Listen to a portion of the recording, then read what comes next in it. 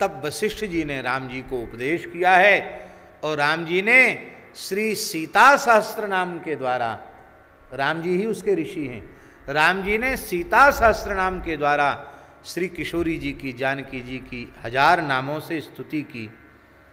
जब राम जी स्तुति करने लगे श्री जानकी जी उस समय सेज पर पौड़ी हुई थी, लेटी थी।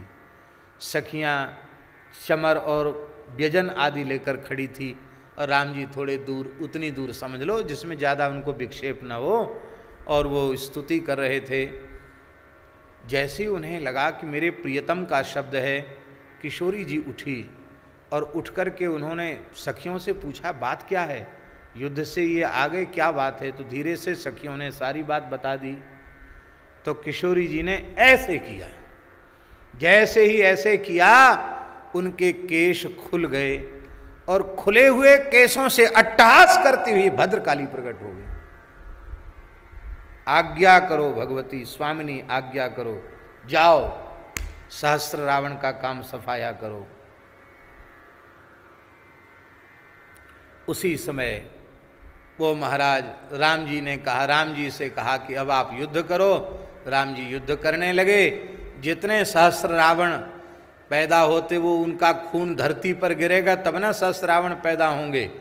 वो जितना खून गिरने से पहले ही काली जी सब जीभ से चाट जाती, एक बूंद नहीं गिरने दिया, सब खत्म है गई सहस्त्र रावण। और महाराज जितने बचे खुचे थे उनको मुंह में डाल डाल के सबको चबा के जय सिया राम। मरा तो सहस्त्र रावण राम जी के ही बाण से, लेकिन बिना किशोरी जी की कृपा के नहीं मरा। अब जो भगवती भद्रकाली प्रकट हुई थी किशोरी जी के केश पास से, केशों के हिलाने से वो प्रकट भई थी केश काली। वो जैसे ही प्रकट भई थी, अब महाराज वो तो किशोरी जी की शक्ति लेकर आई हैं, साक्षात किशोरी जी ही हैं उस रूप में।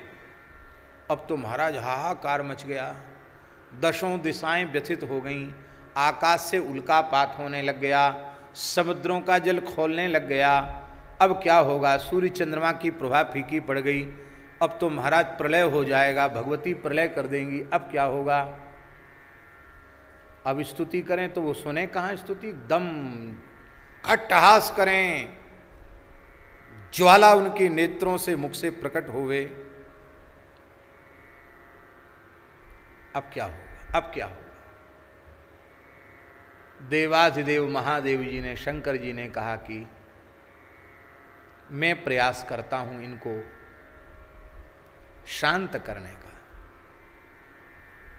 तो वे दौड़ रही थी भगवती भद्रकाली, और दौड़ती हुई भद्रकाली को देख करके भगवान शिव पौड़ गए, लेट गए।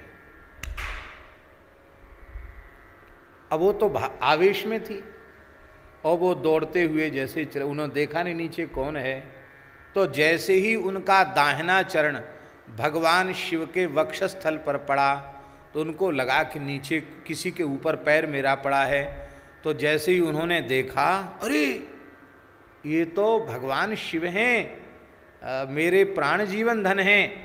जैसे ही शिव जी को देखा तो देखते ही ऐसी जीव निकल आई, ऐसी जीव निकल आई, और वो जीव प्रसन्नतम, शंकर जी हैं, ये भोले बाबा हैं। अब क्रोध ठंडा हो गया। ब्रह्मा जी ने, विष्णु भगवान ने, समस्त देवताओं ने कहा भगवती ये आपका स्वरूप बड़ा सुंदर है। और शंकर जी ने कहा आप किशोरी जी के श्रीअंग से प्रकट भई हैं, इसलिए मेरे लिए तो किशोरी जी के ही समान हैं। आपका चरण मेरे वक्षस्थल पर पड़ा, मैं अपने को धन्य मानता हूँ। आप जिस स्थल पर चरण पड़ा है आपका मेरे वक्षस्थल पर, उसमें आप सिद्ध पीठ के रूप में विराजमान होंगे।